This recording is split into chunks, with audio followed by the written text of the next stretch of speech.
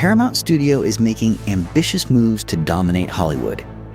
Following the recent CinemaCon presentation alongside the acquisition of Warner Bros., the company announced a whole lineup of long-awaited projects. These include new Transformers films associated with Michael Bay, a continuation of World War Z with Brad Pitt, Top Gun 3, a Star Trek reboot, A Quiet Place Part 3, and even a movie based on Call of Duty from the creator of Yellowstone. And that's only a small portion of what was revealed.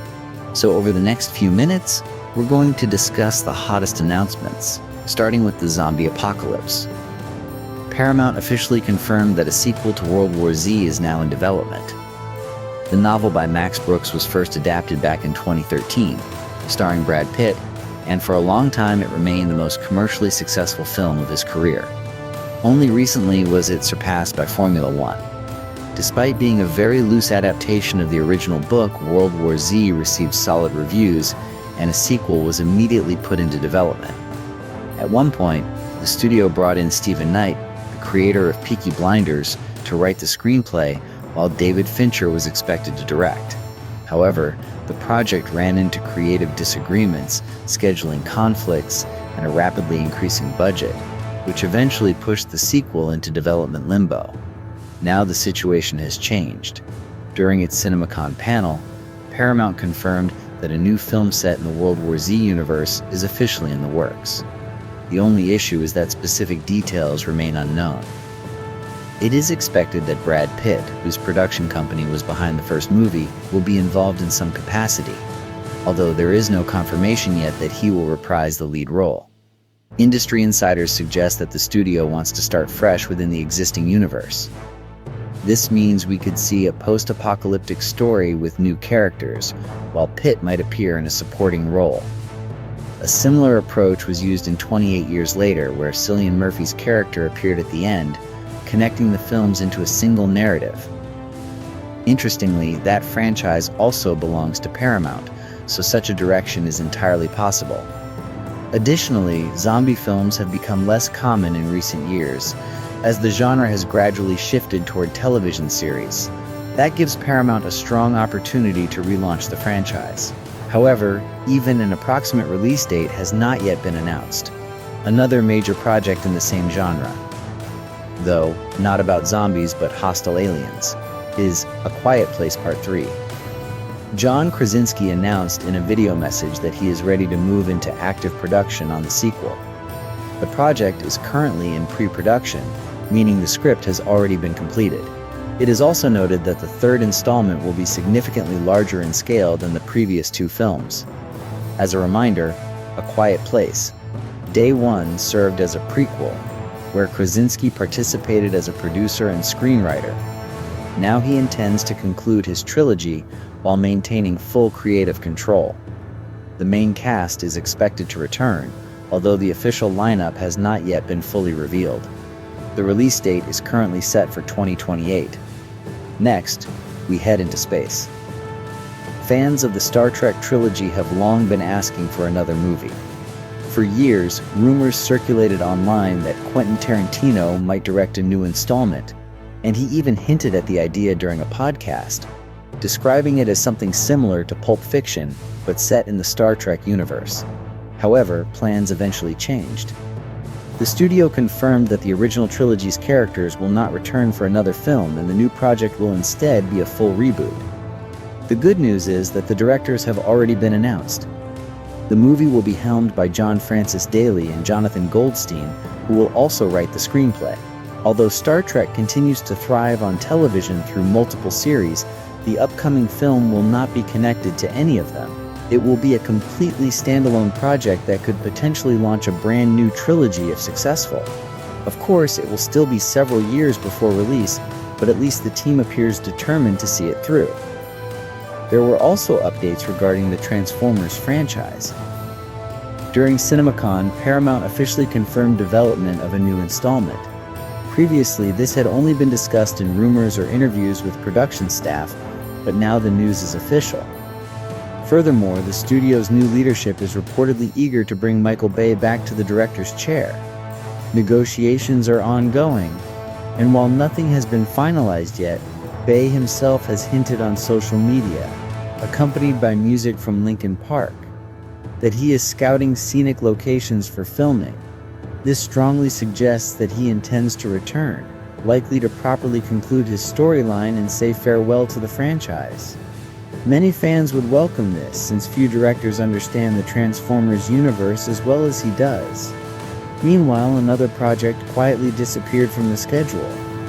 The new G.I. Joe film was reportedly canceled without much publicity. At the same time, a new Top Gun movie has been officially announced, with Tom Cruise once again set to star. The franchise dates back to 1986 and made a triumphant return in 2022, earning approximately $1.5 billion at the box office. One of the defining features of the series, as always with Cruise, is the heavy use of practical effects. The screenplay for the third installment is currently in development, but no release date has been announced yet. Producer Jerry Bruckheimer is also expected to return. However, he recently revealed in an interview that he has been asked to choose his next priority, either Top Gun or another Pirates of the Caribbean film. Bruckheimer joked that he is ready to jump between projects, but the final decision has not been made. It is expected that Miles Teller and Glenn Powell, who played key roles in Top Gun Maverick, will appear in the sequel. Joseph Kosinski is also likely to return as director, and the film is intended to serve as the conclusion of the trilogy. The original movie followed Lieutenant Pete Mitchell, a reckless yet highly skilled pilot training at the elite Top Gun school and participating in real combat missions. Maverick showed how, after more than 30 years of service, Cruise's character returned as a test pilot who avoided promotion while training a new generation of aviators and confronting his own fears. The direction of the third film's story remains unknown. Finally, we come to the adaptation of Call of Duty, which, unlike many other projects, already has a confirmed release date, June 30th, 2028. The film is being overseen by Taylor Sheridan and Peter Berg.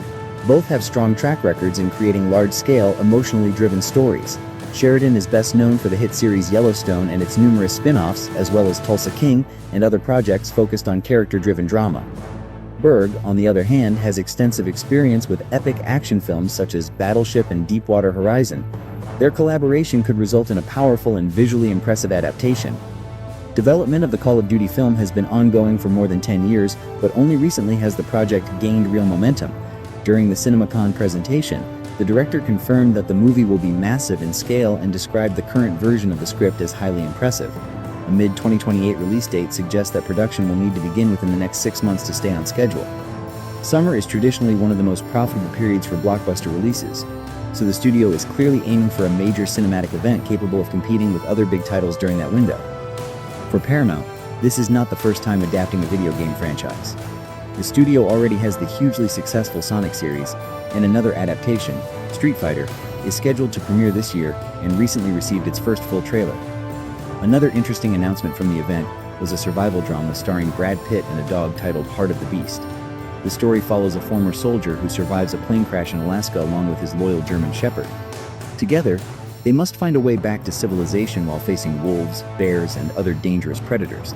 The concept feels like a mix between I Am Legend and The Revenant, and it certainly sounds intriguing. The film will be directed by David Ayer, who previously worked with Pitt on Fury.